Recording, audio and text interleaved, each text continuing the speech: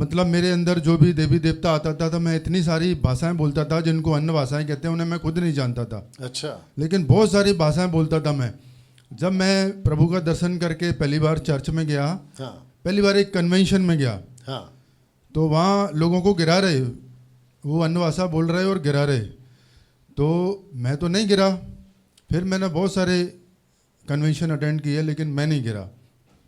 अद्भुत ये था कि जो बातें मैं पहले ही बोलता था जब अन्य जाति था, मूर्ति पूजक था, वही बातें मुझे चर्च के अंदर मिल रही है। तो 21 साल तक वो भाषा जो मैं पहले से बोलता था वही भाषा मुझे वहाँ सुनाई दे रही है जो मसीह भाई बहन है। तो मैं सोचा अन्य भाषा मेरे साथ तो पहले ही है, अन्य भाषा इधर भी सुन रहा हूँ, तो मेरा कॉन्सेप्ट तो कभी 21 सालों में क्लियर ही नहीं हुआ, किसी पास्टर से, किसी कन्वेंशन में क्लियर नहीं हुआ। और मेरे अंदर जो एक बुरी आत्मा थी वो ऐसी थी कि मैं रोज़ाना अपना आत्महत्या करने की कोशिश करता था। बाप रे। बहुत बुरी आत्मा। मतलब मैं जब 15 साल का था तभी से व्यभिचार और शराब पीने लगा था, और मेरे पिताजी तो बहुत ज़्यादा शराबी थे, और इस कारण मैं एक सच्चे परमेश्वर को ढूंढना चाहता था। तो ऐसे ही इतना मूर्ति पूजक होके मैंने, मेरे माँ बाप ने बहुत सारा तंत्र मंत्र कराया मेरे लिए ठीक कराने के लिए, जिसमें दरगाह बनाना, चादर चढ़ाना उन पर, बहुत सारे तांत्रिकों को बुला के मेरा इलाज करवाना, देवी देवताओं के चबूतरे बनाना, घी के मालपुए बना बना के लोगों को खिलाना। लेकिन मेरे तो दांत बंद हो जाते थे, मैं थूकता था, चाटता था, और मेरे दांत कोई खोल नहीं पाता था, इतनी बुरी मेरी हालत थी। तो मैं 1999 में फ़ौज के अंदर भर्ती हो गया। तो जब मैं ट्रेनिंग कर रहा था मद्रास में, तो मैंने देखा वहाँ भी मेरे यही बीमारी थी जो घर से थी। तो मेरे दांत बंद हो जाते थे, मेरा गला कोई दबा लेता था, इधर कोई मेरे बैठ जाता था सीने पे, मैं कितना भी चिल्लाता था कोई मेरी आवाज़ नहीं सुनता था, क्योंकि ट्रेनिंग में लोग इतने थक जाते थे कि उनको पता ही नहीं, हमें तो फिर 3 बजे जागना है, 4 बजे जागना है, हमें तो 2-3 घंटे ही सोने देते थे ट्रेनिंग में। ऐसे तो ट्रेनिंग निकल गई 11 महीने की। लेकिन फिर मैं वहाँ से आसाम पोस्टिंग गया, वहाँ 6 महीने रहा। तो मैं वहाँ पर जय माता दी हज़ारों बार कागज़ में लिखते रहता था, क्योंकि मैं काली माता का बहुत बड़ा भक्त था, और हाथ पे ऐसे ज्योति लेके मंदिर में आरती करता था सुबह शाम, बहुत बड़ा मूर्ति पूजक। और लेकिन रोज़ आत्महत्या करने की कोशिश करता था मैं बचपन से ही। तो जब मैं पहुँचा जम्मू पोस्टिंग, तो वहाँ मेरे को 2 ब्रदर मिले जो साउथ के थे। उन्होंने बोला कि आप बाइबल पढ़ो, आप जब सोते हो तो आपको दुष्ट आत्मा कोई दबा लेती है। तो मैंने बोला ये तो मुझे शुरू से ही बीमारी है, इसका क्या इलाज होगा। फिर मैंने बोला मैं तो एक कट्टर हिंदू हूँ, मैं क्या बाइबल पढ़ के करूँगा, मैं तो हाथ ही नहीं लगाऊंगा इसको, ये तो अंग्रेज़ों का धर्म है। तो मैंने बाइबल को हाथ नहीं लगाया। उन बंदों ने मेरे लिए 3 साल तक प्रार्थना की। तो एक दिन मैं आखिरी टाइम अपने आप को गोली मारने की कोशिश कर रहा था, और उस टाइम मैं जम्मू के MLA हॉस्टल में ड्यूटी कर रहा था, मोर्चे में 6/4 का जो मोर्चा था। मैं इस तरह से खड़ा था सामने, और तो मैं उस समय 1 बज रहा था जम्मू में, और बहुत तेज़ बारिश हो रही थी धुआंधार। तो जब मैंने देखा, मैं खूब रोने लगा आसमान की तरफ देख के। उससे पहले मैं बाइबल का नाम ही जानता था, परमेश्वर को भी नहीं जानता था, लेकिन वो लोग मेरे लिए प्रार्थना करते थे, इतना मुझे पता है। मैं चर्च नहीं जानता था, बाइबल नहीं जानता था। तो मैं खूब ज़ोर से रो रो के कहने लगा कि अगर कोई इस दुनिया में परमेश्वर है, अगर कोई सच्चा ईश्वर है, अगर कोई सच में ईश्वर है इस दुनिया में, क्योंकि मैं तो थक गया हूँ ईश्वरों की आराधना कर करके, इतने सारे ईश्वर हो गए मेरे लिए कि मेरे बस की बात नहीं है। तो मैं आज आखिरी बार अपने आप को मार दूंगा अगर कोई ईश्वर नहीं है तो। ये मैं काफ़ी देर से रो रो के बोल रहा था आसमान की तरफ देख के।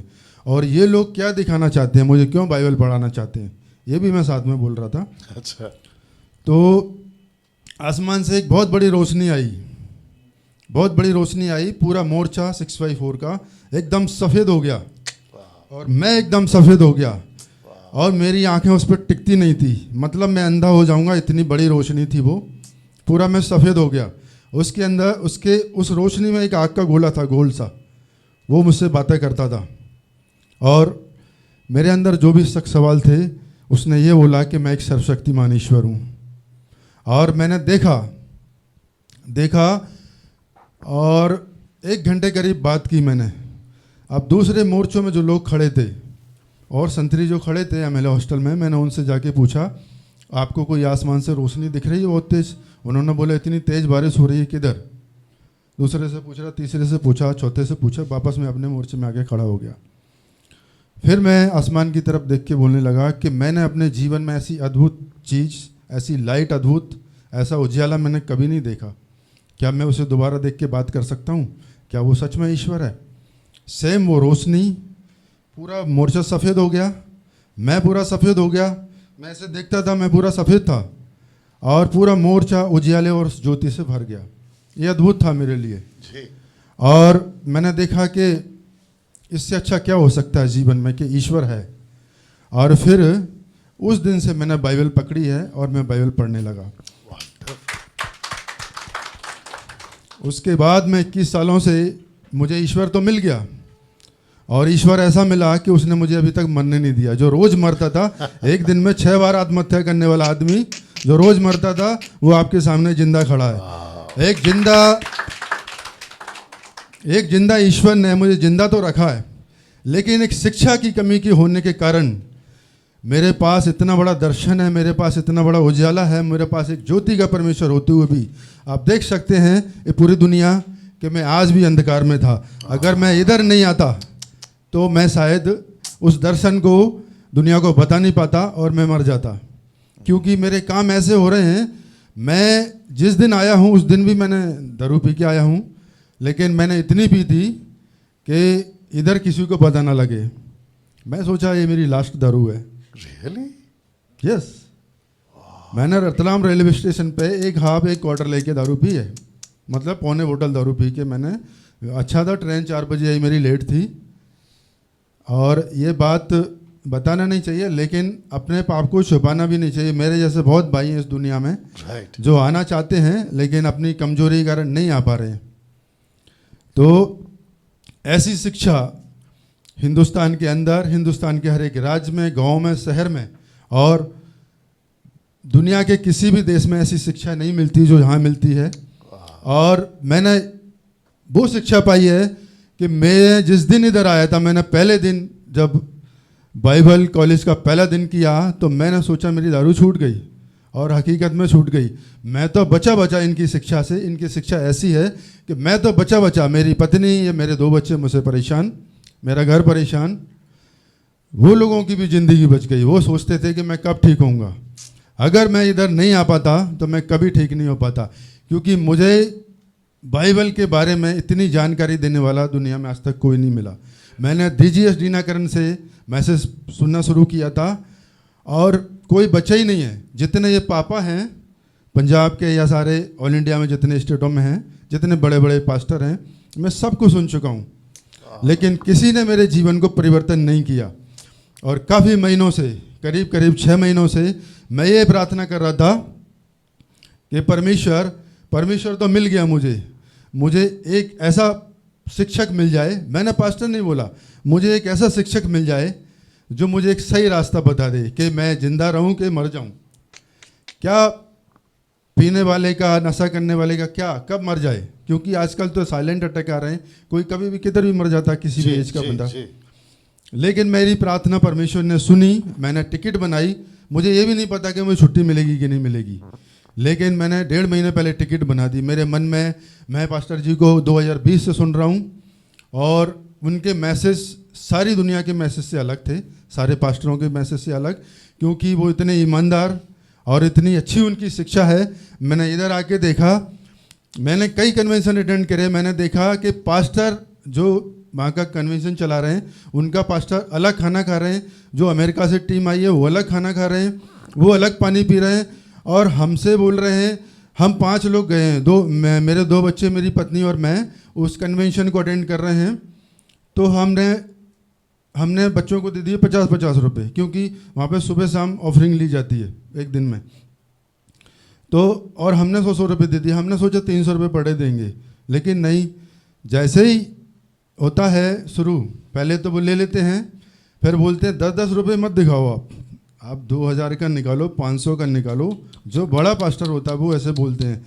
अब चलो हमने दे दिया, हम मेरे जैसा बंदा तो 10,000 है, 5,000 है, निकाल के दे देगा, या कितने भी हैं दे देगा। 7 दिन का बाइबल वो कन्वेंशन है, लेकिन देखा तो वहाँ पे नहाने को पानी नहीं है, वहाँ पे पीने को पानी नहीं है। उनकी एक अलग लाइफ है नेता और एक्टर की तरह। लेकिन एक पास्टर मैंने ये देखे, डेली राज सर, ये जो खाना खाते हैं वही खाना हमको खिलाते हैं, जो ऐसे रहते हैं वैसे ही हमको रखते हैं। जो सामान इनके किचन में है, बाथरूम में है, वही सामान हमारे पास है। और इनके पास कोई बहुत बड़ा ऑफिस नहीं है, ये बहुत बड़े कोई रिच मैन नहीं है, लेकिन परमेश्वर में ये सबसे बड़े रिच मैन है दुनिया के अंदर।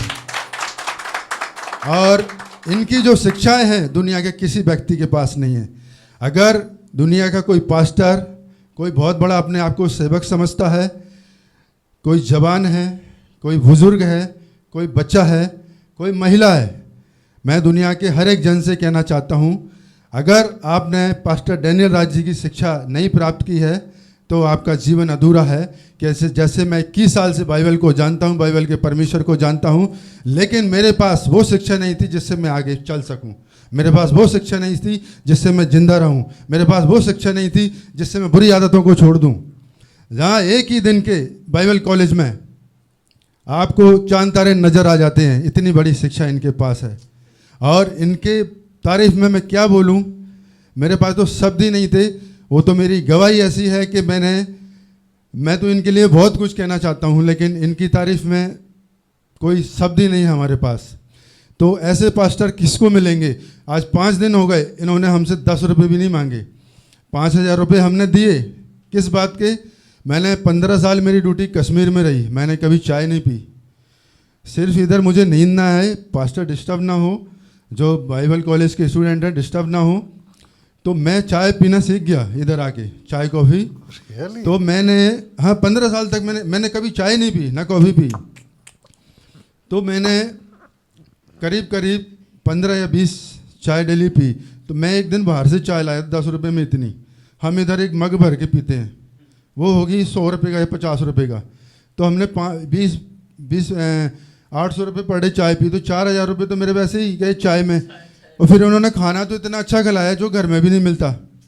और फिर मैंने ये चीज़ देखी कि पास्टर वही खाना खा रहे हैं जो हम खा रहे हैं, कोई स्पेशल नहीं, और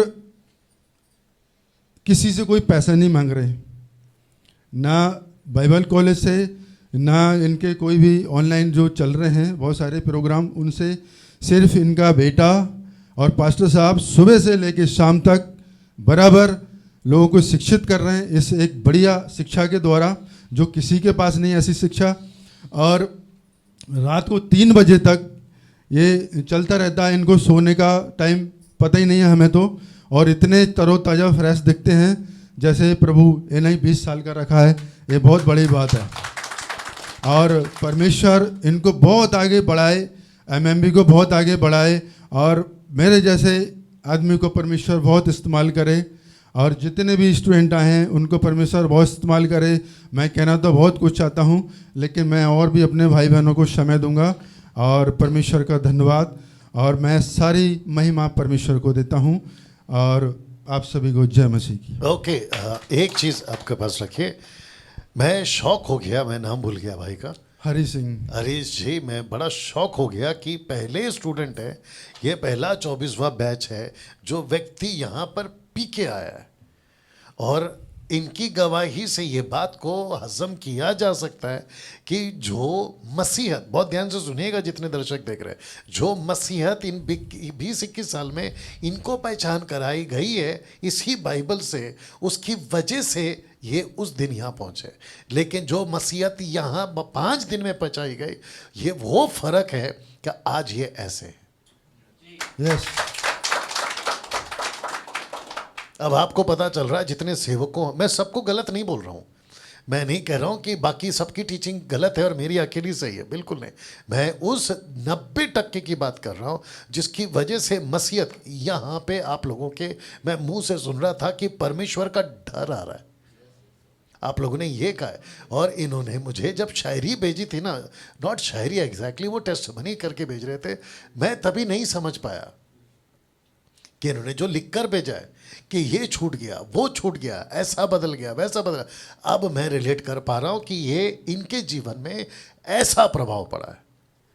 वाह। और मैंने सर बहुत संक्षेप में सुनाया, नहीं तो मेरी गवाही तो करीब 19 मिनट की थी, लेकिन इतना परमेश्वर ने समय दिया। नहीं, मैं समझता हूं कि ये जो आपने बोला है कई लोगों की जिंदगी के ऊपर प्रभाव डालेगा। और मैं चाहता हूं, आप कहां से हैं? मध्य प्रदेश। मध्य प्रदेश से सर। ओके, मध्य प्रदेश से अगर आपको लगता है कि कोई आपको कॉल करे, वो आपसे संपर्क करे और यहाँ आना या आपसे कुछ सीखना चाहे, तो आप नंबर देना चाहोगे? सर आप एक ब्रांड हैं और ब्रांड की लोग उस पर लिखा रहता है कि सत्यता की जांच करें। सबसे पहले तो मैंने अपने दोनों बच्चे और पत्नी का टिकट करा दिया है इधर आने के लिए और उनके लिए बुलाया है। बाकी मेरा भाई है जो मेरी तरह शराब पीता है, लेकिन वो भी ईश्वर की दया से इधर जरूर आएगा और आपकी शिक्षा को प्राप्त करेगा। राइट, तो आप अपना नंबर देना चाहेंगे? अगर आप देना चाहें तो। मैं अपना नंबर देना चाहूँगा मेरे मित्रों को, मेरे परिवार वालों को जो भी इस शिक्षा को प्राप्त करना चाहते हैं। ऐसी शिक्षा मैं फिर आपको बता दूं कि दुनिया के किसी कोने में नहीं है।